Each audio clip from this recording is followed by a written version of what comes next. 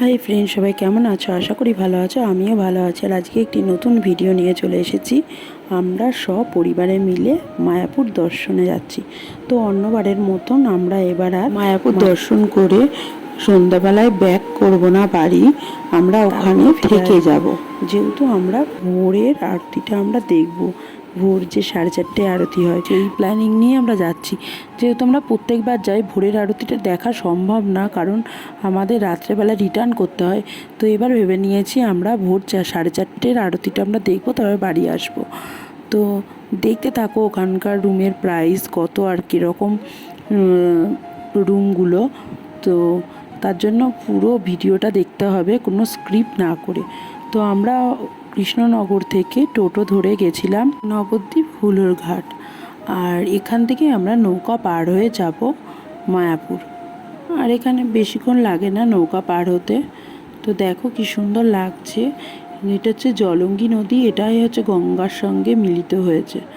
আর এই যে আমরা এখন নেমে পড়বো, আর নেমে ওখান থেকে সঙ্গে সঙ্গে আমরা হচ্ছে টোটো পেয়ে গেছিলাম। টোটোর মধ্যে সব উঠে গেছি, যে মা, বাবা, ভাই, দিদির ছেলে আর আমার ছেলে আর আমার বর সামনে বসে পড়েছে।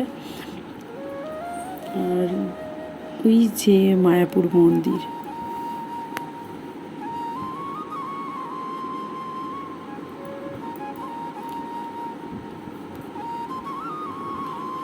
আমরা নেমে গেলাম মায়াপুরের 4 নম্বর গেটে। তো 4 নম্বর গেট দিয়ে আমরা ভেতরের দিকে ঢুকে, আর আমরা আগে থেকে প্ল্যান করেছিলাম যে মন্দিরের ভেতরে আমরা রুম নেব, মন্দিরের বাইরে কোনো রুম নেব না। তাই সেই মতোই আমরা দেখছিলাম কোথায় কোন রুমটা নিলে ভালো হবে আর কোন রুমের প্রাইস কত। আর আমরা প্রথমে ঢুকে গেলাম চক্রভবনে। আর এর আগে কোনোদিনও আমরা মায়াপুরে এসে থাকিনি, তাই জন্য কোনো আইডিয়া ছিল না। আমরা ভাবতাম ভেতরে তো দাম বেশি হতে পারে, কিন্তু না, সেরকম খুব একটা বেশি ছিল না দাম। আর দিদির ফ্যামিলির সঙ্গে, শ্বশুরবাড়ি ফ্যামিলির সাথে ও 2-3বার এসে এখানে থেকেছে। আর এই চক্রভবনেও ও ছিল, তাই এটাই আগে ও দেখতে আসলো। আর এখানকার প্রাইস ছিল, যেই রুমটায় আমরা ছিলাম এটা ছিল 550 টাকা, মানে সকাল 9টা থেকে পরের দিন 9টা পর্যন্ত। কিন্তু আমরা 11টার দিকে এসেছিলাম। আর এই রুমে ছিল 6টা বেড, একদম সিঙ্গেল বেড। আর কোনো অসুবিধা হয়নি, বড় হলঘর, আর জানলাগুলো অনেক বড়। আর এদিকে মা বাড়ি থেকে খাবার নিয়ে এসেছিলো, পরোটা আর তরকারি, কারণ রুম নেব, কখন খাবো না খাবো ওই জন্য বাড়ি থেকে টিফিনটা করে এনেছিল। আর এদিকে আমার ছেলে আম গাছের দিকে তাকিয়ে আছে, পাশেই একটা হিমসাগর আম ছিল, টুপটাপ করে আম পড়ছিল, তার জানলা দিয়ে দেখছে।